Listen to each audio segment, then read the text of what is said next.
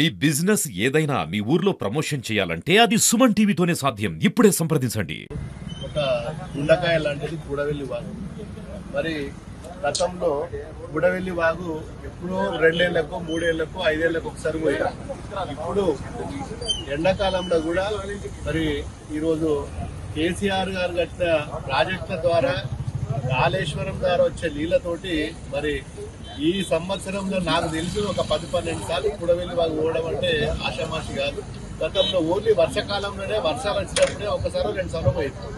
ఇప్పుడు మల్లన్న సాగర్ నిండినప్పుడల్లా కూడవెల్లి వాగు పోతుంది. ఎండాకాలంలో మే నెలలో కూడా కూడవెల్లి వాగు పోతుంది. అంటే దాదాపు కూడవెల్లి వాగు అనేది కిందనేమో అప్పర్ మానేరు, తర్వాతనేమో లోయర్ మానేరు, మిడ్ మానేరు. అంటే ఇక్కడ నుంచి పోయిన నీళ్లే upper Maneru, lower Maneru, mid Maneru నుంచి ఎల్లంపల్లి పోయి గోదావరిలో కలిసేది దీనికి జీవనది లాగా ఇప్పుడు అనునిత్యం 360 రోజులు ఈ చెక్ డ్యాంల ద్వారా నీళ్లు పోతున్నాయంటే ఇది కాళేశ్వరం యొక్క గొప్పతనం, కేసీఆర్ గారి గొప్పతనం తప్ప మరి ఈ రోజు చేసింది ఈ ప్రభుత్వం చేసినట్టు. దీని మీద కొన్ని లక్షల ఎకరాల పంట ఈ రోజు కూడవెల్లి వచ్చిందంటే చెట్లు గుంటలు నింపుకొని చెక్ డ్యాంల ద్వారా మోటార్లు పెట్టుకొని ఈ ప్రాంతంలో మరి మిడితోటి మండలం, తొగుట మండలం, భూంపల్లి మండలం, దుబ్బాక మండలం దాదాపు 5 మండలాలకు సంబంధించిన మరి కొంత పార్ట్ ఆఫ్ కామారెడ్డి జిల్లా కూడా ఉంటది. ఇక్కడ బిక్నూరు మరి దోమకొండకు సంబంధించిన పీపేటకు సంబంధించిన వాళ్ళకు కూడా ఇక్కడ నుంచి నీళ్లు పోతాయంటే ఇది చాలా జీవనది.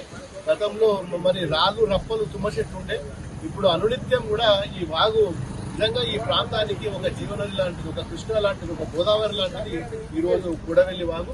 మరి దుబ్బాక నియోజకవర్గంలో అత్యధికంగా మరి కూడవెల్లి వాగులో లాభపడేది దుబ్బాక నియోజకవర్గం. మరి దీనికి అటు రంగనాయక్ మన కొండపోచమ్మ గేట్లు వదిలినా, మల్లన్న సాగర్ గేట్లు వదిలినా నీళ్లు వచ్చి పడతాయి.